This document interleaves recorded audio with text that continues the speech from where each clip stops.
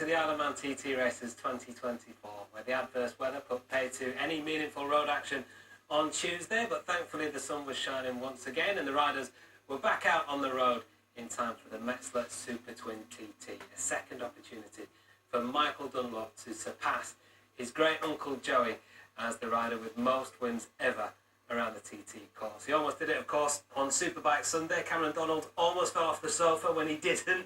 Unprecedented scenes, really, following his second pit stop. Weren't they ever? Like pulling into the pits with over a 20-second lead. That's why you can never relax the TT until that bike crosses the finishing line and gets a flag. Because just when we were set for what we thought would be a comfortable finish, all hell broke loose in that pit stop. Issues with the visor change, and that wind just slipped through his fingers.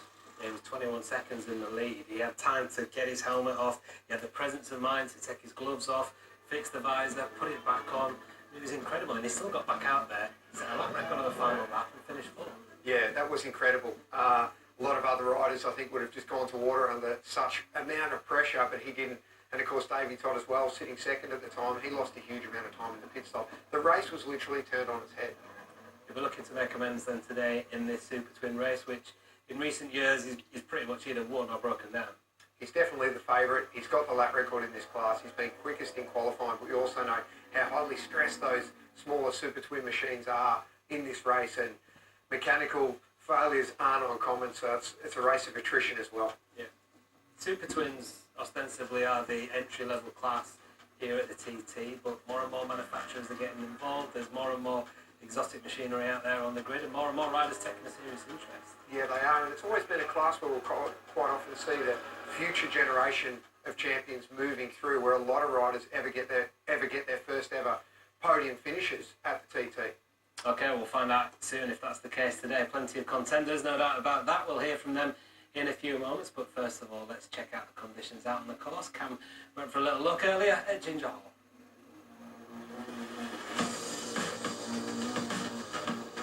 So we're out on course, checking conditions for today's race.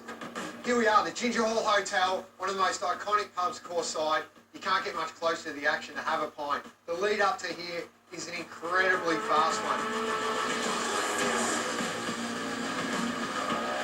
Sulky straight down there, 6th gear, wide open on the throttle for about 15 seconds to reach the point I'm standing at here, which is about 20 miles into the course. Only takes it about 9 minutes to get here.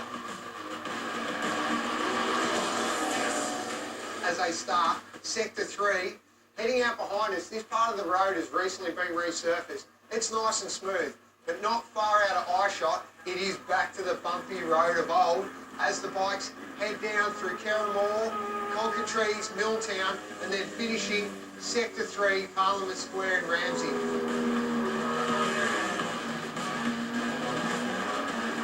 But the conditions, although cool, they are clear, and we are ready to go racing.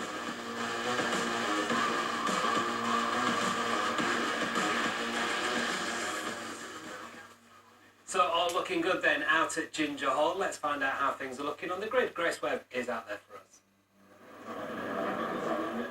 I've come a bit further down the grid here to number 16, Joe Yeardsley, who is a TT newcomer for this year, looking to be going really strong in qualifying this week. So we'll just try and grab a quick word with Joe.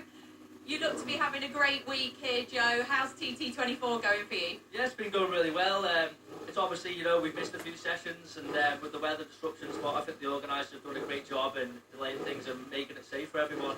But no, to be setting off 3 bikes behind Peter Hickman in my first ever Super Twin TT is an amazing experience, and just good luck to all the competitors today, and I hope everyone comes back safe. Thanks so much for that, Joe. Good luck. No problem, thank you.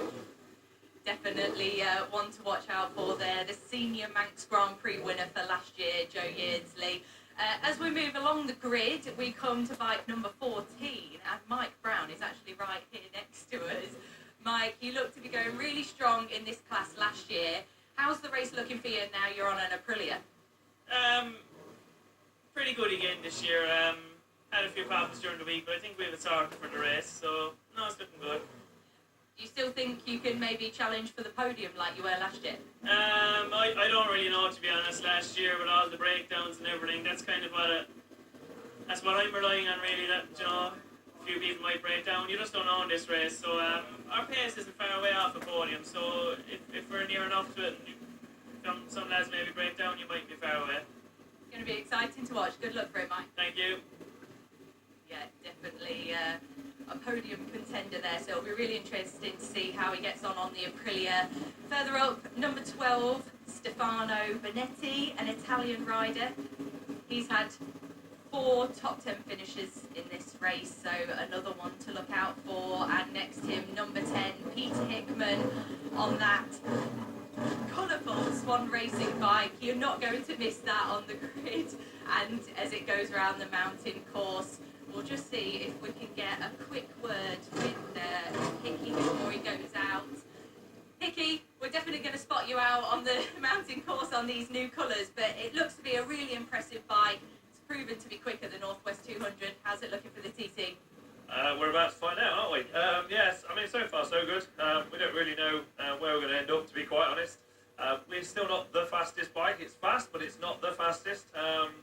Let's wait and see. You know, she handles really good. That's one of the good things about this bike. So hopefully, whenever we do lose in the straight line, we can make up through corners. But we'll soon find out, and looking forward to it. Brilliant. Good luck, Hickey. Thank you. Thanks, Grace. Lots of stories to look out for in this one. Then the Metzler Super Twin race is coming up after the break.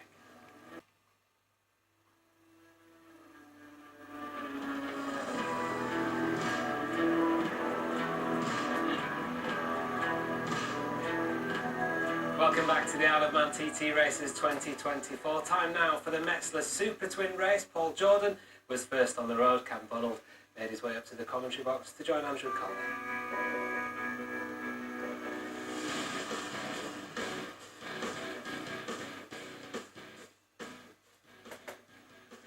Super Twin coming up. Here's your form guide. Dunlop fastest from Hickman and Coward. Of course, Dunlop and Hickman took the 2 wins last year. Same course as we use for all the bikes, but of course each of the classes has their own unique challenges. This one, parallel twins up to 700cc. The mountain will be a big challenge to keep up the pace. You've got to ride with momentum. They don't have the outright power of the big bikes, but it takes an incredible skill to get a decent lap time, and we're very much looking forward to seeing who can get the business done. Sunshine and cloud, as we see off the start, Paul Jordan on the Yamaha R7. And coming up next, Jamie Coward. Still 10-second starts in between them. And we ride on board with Coward off the line. Cameron, these are very different machines. Yeah, they certainly are production-based, highly modified, come out of the factory about 65 to 70 horsepower. Most of these machines will be running closer to 100 horsepower to race the TT course. So they're quite highly strung. Is it fairly safe to say that? They absolutely are, and of course, the more modifications, the less reliability. So we often see a heavy mechanical toll taken on these machines as they get their necks absolutely wrung around the 37 to 3/4 mile course. Here's the man who's going to wring the neck of this one for sure. Michael Dunlop, after that disappointment on Superbike Sunday, look at him, he's tucked in. He's got his rear high up on the back of the bike, elbows almost through the tank. Look at it, already in the super slipstream position. And Cammy, they're going to need that everywhere around the whole lap. Yeah, absolutely, as we see Don Herbertson head off the line, followed by Peter Hickman in the Swan Racing colours. Fantastic looking machine. Hickman tucked himself in. Hickman is a big lad, isn't he? Yeah, he keeps saying he's not a small bike rider, but his results beg to differ. They do indeed. You can never ever bet against him. And you ride on board with him now down Bray Hill. This is somewhere you just don't want to be lifting at all. Carry that pace. Going uphill is going to be much harder, as we said. It's going to be the mountain section where you really notice that they've got to keep the revs up. Paul Jordan looking back on the exit of Griever Castle, and he's already been caught. So Jamie Coward's caught. You know, Coward was quicker by around 30 seconds in the fast laps of qualifying, but I'm still surprised to see him caught this early, Cam. Yeah, for sure. Paul Jordan mustn't be happy with that rev to race Yamaha R7 at this stage. Jamie Coward making short work of him on his way through. Jamie Coward is definitely one of the favourites for this event, though. Previous podium finisher in the class. Yeah, and right up there in practice week, wasn't he, at 120.3, so only half a mile an hour slower than Hickman round the course, and 1.5 mile an hour slower than Dunlop. So absolutely bang on it to say, has caught him early. He's now leading on the road. And I'm sure that Jordan will try and go with him, but as we look back, he's not really able to, Cam. Coward stretched his legs on him already. Yeah, these are a bike that'll really benefit from having a slipstream, but I don't think Paul Jordan's got any ounce of the speed of Jamie Coward. Look how tucked in Dunlop was. We got just a glimpse of him as we now ride on board with Dominic Herbertson. Dom the Bomb Herbertson, another rider mounted on the ever-popular 650 pattern machine that we see Michael Dunlop piloting. We know how fast these bikes are. They're usually machines that top the outright speed traps. He was P4 practice week, so Herbertson also looking for a good result. There's the water in the road. So that was on the matrix board. The matrix board, if you're not familiar, is the board that is up at the start and it tells the riders where are the damp patches. There were a couple today, Cam. Yeah, there was, and of course no siding lap, no warm-up lap this morning. These riders are going in completely blind. I always say these are the conditions that favour the brave, and there's none braver than Michael Dunlop. Yeah, absolutely. The other damp patches, if you're wandering in and out of Ramsey hairpin, wasn't it, I think? So not places which are too quick. Bradden Bridge was the other place. Of course, Bradden Bridge entry in XM, that's medium speed, isn't it? But all the same, you don't want any water on the course when you're out in the TT. You don't. So we ride on board with Jamie Coward. Now, this spot is certainly not medium speed, heading down through McGuinness's towards the Garrow top. Wow, that is a fast section of the course as we see Jamie Coward peeling through the top and bottom of the Garrow. Wow. Michael Dunlop now, you can see that rear suspension moving as we've got our first Glen Helen split. 3.2 seconds up on Dom Herbertson. So Herbertson's doing brilliantly here, P2. Hickman look is down in P5. Jamie Coward, who's done well in practice, is up there as well. So this could be a great result for Herbertson. Would be a first podium, but obviously 3 laps still to go. Long way to go, but I tell you, for Michael Dunlop to pull out 3 seconds when these bikes are already so closely matched, he is pushing hard. Straight past Davey Todd, and Davey Todd's the one that's been doing most of the passing this week, but not so in this first Super Twins race. So Todd's been doing really well on the big bikes, hasn't he? I don't think he's spent so much time on the Super Twin, am I correct with that? No, I think the focus has been on the other machines, but we still expected him to be near the front in this race. We might have expected Hickman to be a little bit nearer, but Hickman, as we said many times, does tend to warm up through the course of a race. But I don't think he can give much time to Dunlop to check out up the front as we ride with Mike Brown. Mike Brown, podium finisher in this same race last year. Last year as aboard a pattern. This year he's on the Aprilia 660, a new machine. Has not been going quite as well as he was last year. Maybe still coming to terms with a new bike. Here comes Jamie Coward. And now with Rob Hodson. And that is Michael Dunlop behind him. So Dunlop on the famous number 6 on 26 wins. Looking for 27, pulls out of the slipstream, makes the pass. Can he get over the disappointment of Sunday? You've got to be weighing on your mind a little bit. You're going to be a little bit tight. Yeah, these guys, look, these bikes are all about momentum, and having that lower horsepower, you can't afford to roll off. There's no point and shoot like with a superbike. These bikes are all about carrying that extra RPM, carrying that speed. And so when they come up behind slow riders ahead, they have to get past. Josh Brooks at the back of the train of 3 there. And now back with Hickman. Oh, stands the bike up on the rear wheel just for a moment and then tucks straight back in. See the slow-mo there, Michael Dunlop making the pass on Rob Hodson. Both riders a similar frame, but look how much more Michael Dunlop is tucked in down behind the bubble. Fantastic stuff from Dunlop. He's flying. He's 6.6 seconds header per lap as we see Coward coming through to Ramsey. We'll get our updates at the Ramsey hairpin timing line now. Got to be one. It's at the slowest point on the circuit, probably, isn't it? Just as they're starting the climb now, with the lack of power on the Super Twin machines.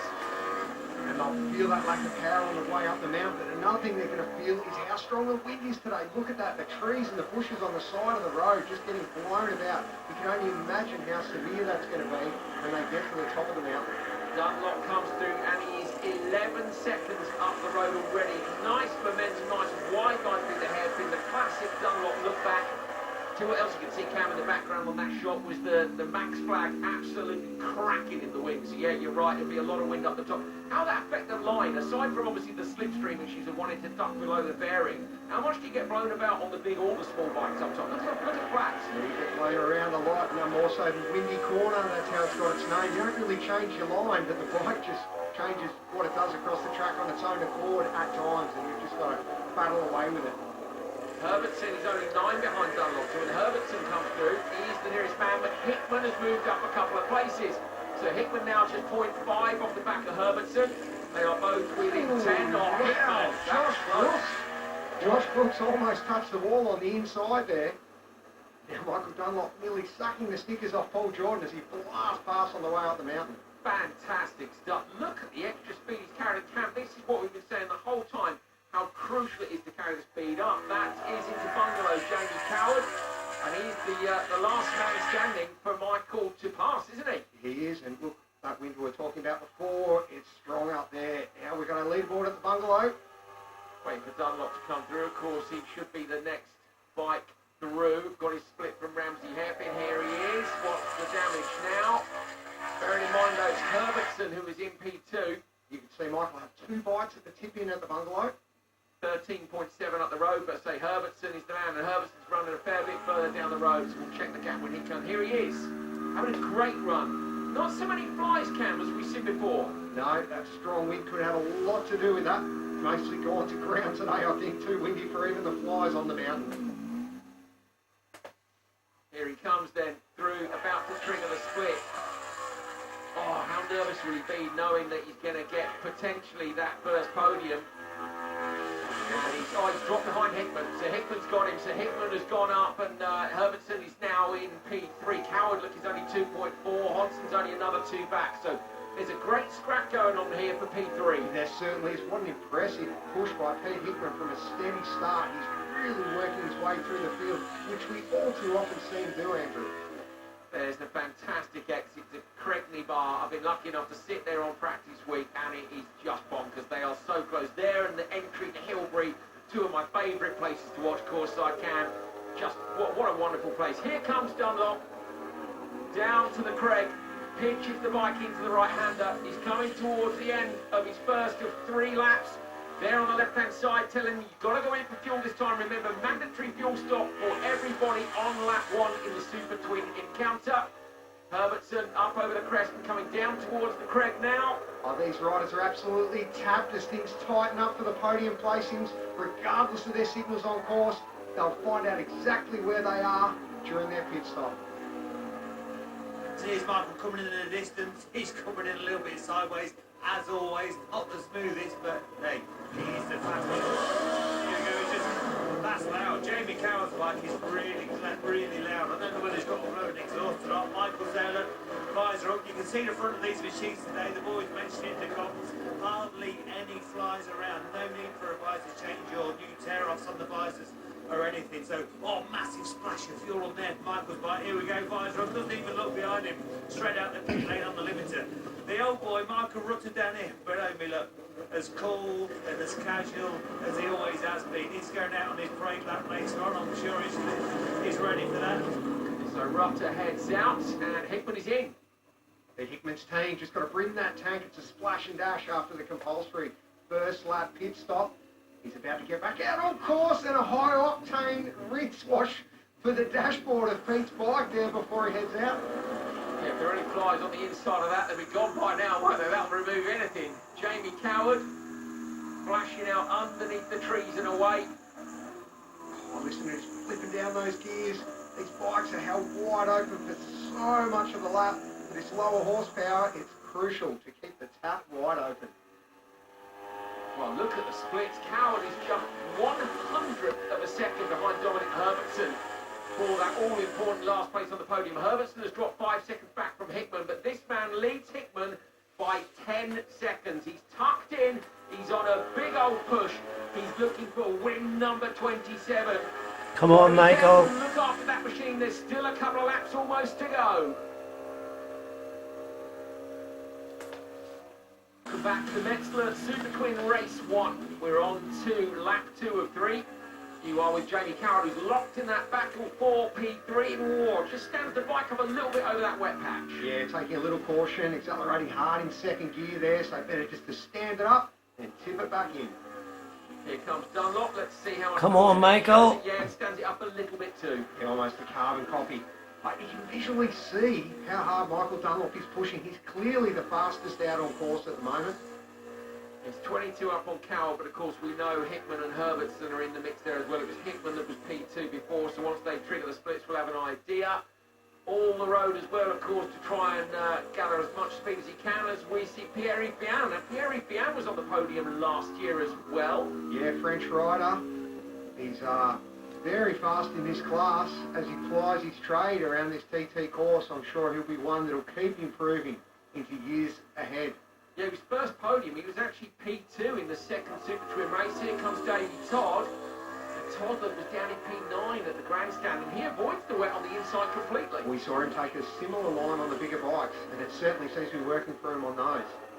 Yeah, handy when it is damp out there. Here's Dunlop, look, bringing its net. You can just see, we talk about the body language a lot. Bottom of Bagaro, watch this. You can hear the throttle trace in the background. Absolutely pinned. He's 10.7 up on Pete Hickman. And now Michael Rutter, 52, I think he is, the same as John McGuinness. He'll still be inside the top 10 once some of the later riders have come through. Yeah, R7 Yamaha mounted. Michael, he was one of the first on the Yamahas last year. Now he's one of many on the Japanese brand. So that is Dom Herbertson. He's just past Pierre Bian as they come down towards the bottom of the Garrow. There they are. Oh, and that's Hickman. So Hickman is there as well. Davey Todd, now we're back with Kawasaki 650 from Dappervet Racing. I'm sure this is not where Davey wants to be position-wise, but he'll make the most of the laps. It's all more practice to the races ahead this week. Over Black Bridge, just see the little hot look at the crowds down there as well. Scaffolding's built in everybody's front gardens, pub beer gardens. Such a fantastic event. You've got to get over and see it if you haven't already. Here comes Coward. Now, Coward was dropping down the leaderboard just a little bit, Cam, a minute ago when we saw the splits, the previous splits. He was 100th off, so a puff of dirt coming up in the background there. And when the other riders come through, he's definitely dropped off the fight for P3. Only a little bit. Dunlop leads, says 26.1, but remember Hickman and Herbertson are going to be inside that as they come to Black Bridge. Try ball with Rob Hodgson. Oh, over Bellacry. Hear the rev spike, then he tucks back in straight away. Was it Bellacry where you looked down at the dash the other day, Cam?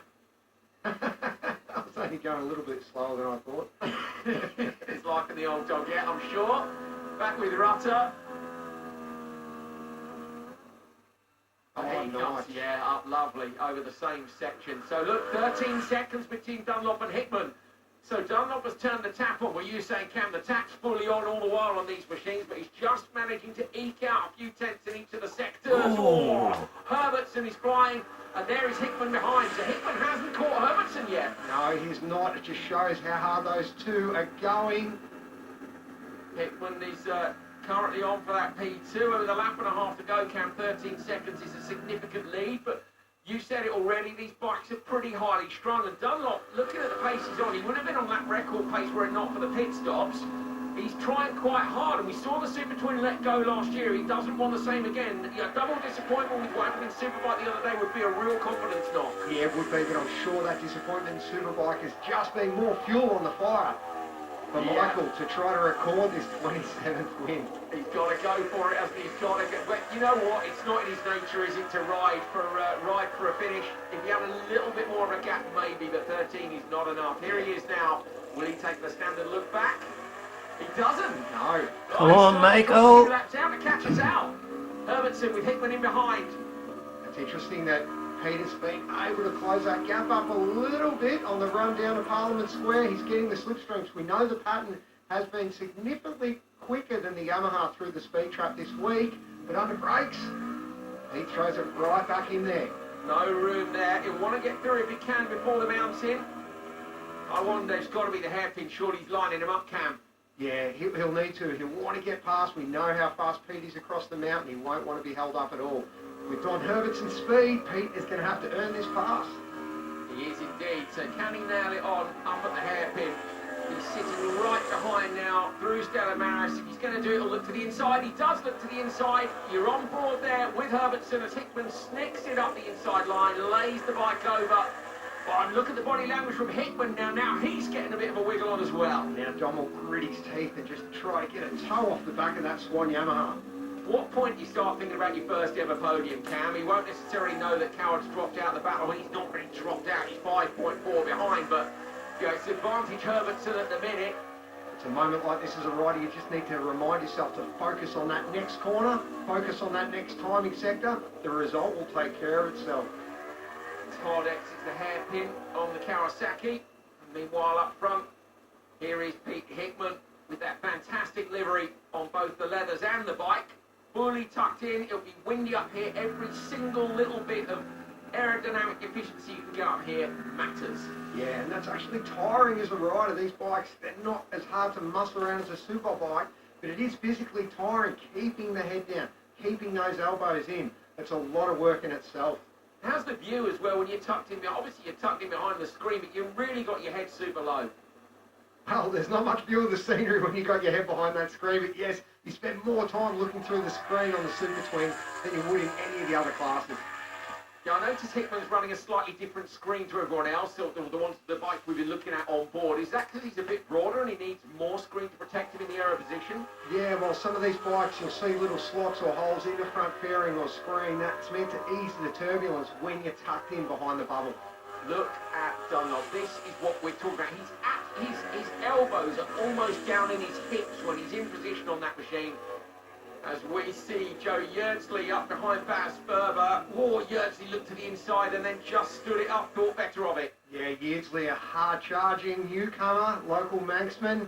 Baz Ferber there finished 6th in one of these races last year too. Both good riders, yeah. Good lads, great to see them out there. People using Super Twin is a good way in, Cam. You don't want to necessarily, if you're new to TT, jump on a super bike straight away. A great way to learn the course. Oh, as we watch Michael Dunlop peeling through Windy Corner, white line to white line, as we're getting a gaggle of bikes coming up here through the bungalow. Michael Rudder ahead of Pete Hickman, who wastes no pass drafting past on the way up to Harwood Heights, and there's Dom the Bomb. He'll also want to get past and keep that toe off Peter Hickman for as long as he can. Makes such a big difference, doesn't it, when you're in tight behind another bike on these little Super Twins. Here he comes now. Maybe not quite, well, definitely not quite so experienced as Hickman in the passing. Hickman was super assertive there, and this man has been assertive right from the off. Dunlop over the crest just before Kate's Cottage. The bottom of your screen there, that's Jamie Coward, started 2nd on the road. He is the last bike remaining in front of Dunlop. Dunlop coming down towards the crest. Look at the people on the banks there. Feet out almost into the racing line. That's how close you can get. Into the right-hander. You might see a pit board on the left-hand side here. There it is. That'll be telling Dunlop where he is and what he's got to do. The helicopter up in the background, looking to capture a moment in history if he can pull this off. And the helicopter follows Michael Dunlop for these few final miles to complete lap 2. Then there's just one lap standing between him and that elusive 27th TT win. Hickman, 13.5 seconds back. It seems he can't do anything about the flow of time, the flow of tenths towards Dunlop. We saw a moment ago Dunlop will have had the heads up as to what that gap is, and he'll know that on that final lap he can back off if he wants, as we see him crank it over to the right through Hilbury. And now up towards Cronkley-Mona, and of course signpost Bedstead. But there's still another whole lap to go, and he has been using this machine hard. I heard some rumours earlier that the pattern uses a lot of fuel when it's being ridden as hard as Michael Dunlop does, so could fuel consumption become an issue on this last lap? All still to play for. He will be feeling nervous after Sunday, but at the moment, he leads. Just waiting here, obviously, watching the guys on the screen. The helicopter's just coming above in the sky there, so we know they're on the way. Obviously, Michael's got Coward in his sights coming down the road, so we're just waiting on Jamie Cameron to fly through here first. Michael's got a good cushion, and you know what, like James said in the comms, you would think he'd be rolling it off, but Michael doesn't do things like that. There's more flipping chance of seeing next Grand Prix rider Jeremy McWilliams on the starters list. Here we go. not quite as frightening as superbikes, luckily. Here we go, here's the main man himself. Believe me, that kid is not rolling off. Back to the Metzler Super Twin Race 1, the first of our Super Twin encounters at the 2024 TT. On the number 2, Jamie Coward, who's been first bike on the road since Glen Helen on lap 1. But this man, Michael Dunlop, on 26 TT wins, has been at the top of the timesheets right from the start. Hickman is closing the gap just a little. He's closed down by 1.5. This is Rob Hodson. That doesn't sound well. No, he's off the throttle. He's coasting. Failure. Oh no, he was in such a strong 6th position. Bike's still running as he pulls off the course, so it's not a catastrophic issue, but enough to stop him in his tracks. What a shame. Now we're with Mike Brown. Or the RS660 looking down. Couple of looks. Now, Cam, you do that for if you think you might be dropping fluid, don't you? Or if you've got an unknown problem, you're literally looking, can I physically see what the issue is? Could be a loose foot peg, it could be anything there on that right-hand side, brake lever or whatnot, but there obviously is something catching his attention. Michael Rutter from the helicopter. Fantastic shots. We've got 2 helis up, one at either end of the island to follow the action for you guys at home, and haven't they brought some incredible pictures? Now, finally, he's caught the last man on the road in front of him, said he's been at the top of the timesheets all day anyway, and he blasts past Coward easily. Dunlop now first on the road and first on the timing screen. Back on board with Mike Brown, will we see him look down again? Oh, into Cronkabody straight. That's certainly somewhere you're not going to look down. Absolutely not, is it? That's a hard no from there. Here's Dunlop, and Coward will try and hold on to the back, I guess, now and keep that toe up all the way around to the finish. Well, it took a long time for Michael Dunlop to catch and pass Jamie Coward because he is flying. Mike Brown again. And you saw there the 2 different styles of our front 2 bikes on the road. Come Dunlop on, and Coward. Dunlop Michael. on the front wheel, Coward on the rear over Black Bridge just a few moments ago. Here is Coward, nailed onto the back of a potential 27-time winner here. Yeah, Jamie Coward, if he could manage to snatch a podium in this race, it would be his third in this class. Now, Herbertson behind Hickman is also nailed onto a TT legend. We've got to call Hickman that these days. And he's looking for his first ever podium. What a great position to be in following Hickman home. That's going to give him a few extra miles now on the big straights. So Herbertson is really on for this, and he's now got 9.4 over Coward at the split at Black Bridge. So looking on for his first ever podium. And Dunlop is 20 seconds ahead. He has really gone for it on this last lap. He's actually on lap record pace. Well, that certainly answers the question of whether he's going to roll off or not. As we see Mike Brown, nice pass. Slotting himself there past Pierre Isbian. Nicely done. Fantastic move by him. So we've got 2 sets of 2 bikes heading around this course. Dunlop, look, 162. And Jamie Coward as well. This is the speed trap at the end of Stolby Straight. 160.9 for Herbertson. Hickman's nowhere to be seen on there. Hickman is really riding the wheels off that thing around the corners because he's not up there on the top speed. No, he's not, but he's certainly making up for it in the turns. But look at this. Jamie Coward, he's going to hang on to the back of Michael Dunlop if he can, but he's going to have to work because Dunlop is on lap record pace. Oh, I thought Coward was going to look up the inside there, and you can't do that. We cannot have any incidents after what happened on Superbike Sunday. Oh, he has to look back. He'll have been able to hear him anyway there, but Dunlop had to look back there, and rightly so. I see Pete just using a little bit more road than last time. Shows how hard he's pushing on. And he's dropped Herbertson a little bit, Cam. Just gapped Herbertson by a little bit, so Herbertson might be in for a slightly loamier ride to the finish, but it's going to be an incredible finish for him. Coward's closing the gap down a bit, so Coward threatening Herbertson's position. Oh, to see Yeardsley and Bass Ferber still together. They're back together. I thought Yeardsley would have pulled away, but Ferber quite experienced. Michael Rutter up to the hairpin. Always looks super smooth, Michael Rutter. That Batham's colour scheme looks fantastic too, for the Yamaha R7. Hickman at the bottom of the mountain, about to start the big climb. He goes through Gooseneck, climbing really all the way from Ramsey, but this is where you've got to keep it on the whole way through. Davey Todd through the right-hander, Stella Maris up towards the hairpin. Todd is showing in 5th, but with a few people to come through on the splits, he'll be slightly lower than that, I think. And as you said earlier, Cam, still good seat time and good lap time ahead of getting onto the bigger bikes later in the week again. Yeah, Davey Type, consummate professional who'll never give up. Mike Brown. Listen, quite a distinct note on that RS660 Aprilia. Sounds lower revving to me than some of the other machines. Not looking down anymore, so maybe whatever the issue was has resolved itself. Look at this section here, Cam. Through Guthrie's. You're so familiar with this, but again through here you've almost got to risk it more on the small bikes to make sure you carry the exit speed for these long straights that are uphill. Just all about corner speed, all about momentum, and that's why Michael Dunlop is so strong in this class. Remember, this is what he plied his trade in, racing the Irish roads, 125, 250s as he came up through the ranks, and now he's using those skills to good use. 21.7 seconds back Peter Hickman is. Here is Dunlop, and Coward is going with him. Come So on, Coward, Michael. This could help Coward, because Herbertson, remember, has been dropped by Hickman, but Coward is still going with Dunlop. So could Coward steal that P3 from Herbertson right at the end of this race? It certainly could work for him, and look at the slipstream effect. It's working so well.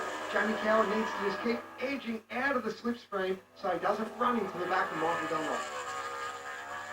Hickman through at Bungalow. Where is he when he comes and trips the timing line? He slots in, still 21.6 back. So, looking at the splits, Dunlop was about a second off lap record pace down at Ramsey Hairpin. So, when we say rolled off, Cam, it's a figurative term, you know. There's degrees of rolled off. Michael's focus now will be on race victory, not lap records. As Jamie Coward, though, uses that toe, and that gap is closed to Don Herbertson, ahead of him now from 6 into 5 seconds. Look at the fans down the side of the road. They are on their feet for a legendary performance. Look at this. We've seen fist pumps all week long for Dunlop as he equalled the record. He looked like he was going to break it on Superbike Sunday, but it didn't go his way. There at the side of the road, look, you can see the pit boards are out, and the fans are applauding as they come around towards the end of this third lap on Super Twin. And now Michael will be just counting off these corners, talking to that pattern beneath him, saying, come on, let's just get home. Let's record that 27.20 if we can. Back with Hickman. Nothing for him to do now. 21.6 back. He'll know that the game is up from when he's in his pit boards. Still a brilliant performance from him being up on the podium, especially on these bikes which maybe aren't so suited to such a big man, and we'll be expecting big things later in the week. It's always hard to compare sporting eras, but Joey Dunlop's record of 26 wins stood for 24 years. Michael Dunlop equalled him just a few days ago, and it's fitting as Joey's nephew that he now takes the mantle as king of the mountain. It's 27 wins at the TT for Michael Dunlop. Wow! Wow! It's finally done. The pressure's off, Cam. It's finally done.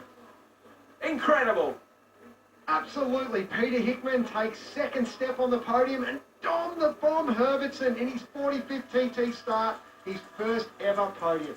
Absolutely incredible result for Herbertson. And as you say, Hickman and Dunlop, the two legends at the top of the table. But number one legend today, Dunlop. He's done it. 27 wins. Michael, your 27th TT win as you become the rider that has the most TT wins ever. Is this an incredible feeling for you? Just to get that overall thing was what I was looking for, and yeah, I can't say much more else. It's took a bit of damper off Sunday, but not all of it. Well, your lead was extending throughout that race. Did you feel comfortable? Yeah, I felt good. Just the boys said these boys are coming, and I said, well, it's time I better be moving then. So I just put a couple of seconds. Just felt good. I felt good the bike. Just took me a minute to relax, calm down, keep at it, and go. And I felt my bike felt good. My bike, the boys have worked very windy up there, and I'm not the smallest people in the world, so I was just trying to squeeze in as much as I could, and I could feel Jamie at me, and I was trying. I could feel him putting more stress on the bike, but no, can't say more than that. It's a nice place to be. Is it going to be a special feeling for you as you stand on that top step for your 27th TT win? Yeah, look, it's obviously, you know, as I said, I'll never be modelled against Joey, and I don't expect to be, and I don't want to be. Joey was a special talent. My record, well, someday I'll get it someday. But I don't care, because at the end of the day, everybody's inspirement life was to be a Joey Dunlop and Nail Man, and to have another win, for me, that's the tip of the top. You know what I mean? It's not that many better. It's a personal thing there now, and I wanted to break. It's one of them records that's everybody's been breaking records. I've broke a lot of records through my lifetime, but that's one that I've always wanted. I'm happy to be on the podium, of course. Great to be in the race where Michael, gets 27 wins. What an unbelievable achievement. And managed to actually congratulate him this time as well. So, yeah, fantastic to be involved in that part of history. We just didn't have enough today to be able to actually challenge him, but we'll have another go. Yeah, we've got another race on Friday, and we'll see if we can make some tweaks, see if we can find a few more miles per hour, and who knows. Incredible podium. Congratulations. Thanks a lot. Cheers, guys.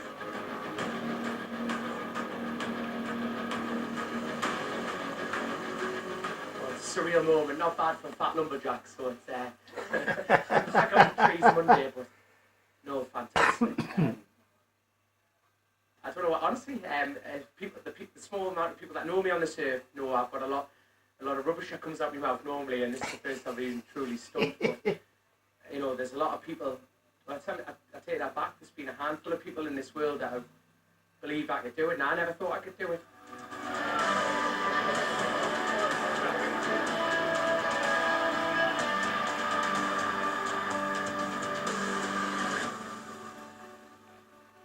History made then. Michael Dunlop becomes the most successful rider ever around the TT course. 27 wins, and what a day, Cam, for Dom Herbertson to be up on the podium at such a historic moment. He's going to have a picture on the mantelpiece for years to come. He surely will. Absolutely brilliant. The class showed how it is great at fostering talent into the TT. And again, we've seen another rider take their first ever podium in that Super Twins class. Yeah, Michael mentioned in his interview that it doesn't quite make up for his disappointment from Sunday, which is fair enough. What's he going to do to make up for that before the end of the week? I think a few more wins might help ease the pain, but it was definite. That disappointment the other day was more fuel on the fire for today's race, because what an effort. Yeah, Pete Hickman second in that race, Cam, but perhaps a little bit of a surprise that some of the other manufacturers weren't that little bit closer to the patterns. Yeah, it wasn't for lack of trying, but I think probably missing a little bit of qualifying time didn't help with some of those riders' setups, as Davey Todd told us he was struggling with setup time and whatnot, and it's just such a tight fought battle that any little chink in your armour is going to show in that race. So what we're looking forward to for the rest of the week, Cam, obviously we were supposed to have the super stops today, but the weather has come in again. The forecast is a bit brighter for tomorrow, but I think we've learned probably not to rely too heavily on that. We won't, but I'm still itching to see that first Superstock race. I mean, last year we saw the fastest ever lap around the TT course, which still stands, Peter Hickman, in that Superstock race. And the sidecars, personally, can't wait to see what the Crow brothers can do again. And of course, we're hoping for race 2. We'll have the fresh pairing of Ben Birchall and Kevin Rousseau making their TT debut together after they're off during qualifying. So they could certainly set a cat amongst the pigeons, if you like, in the second sidecar race. Good stuff. Plenty more racing still to come here then at TT24. Just the one race today, but it was one to remember. Michael Dunlop becoming the most successful rider in the history of this iconic event. We'll see you tomorrow. Bye.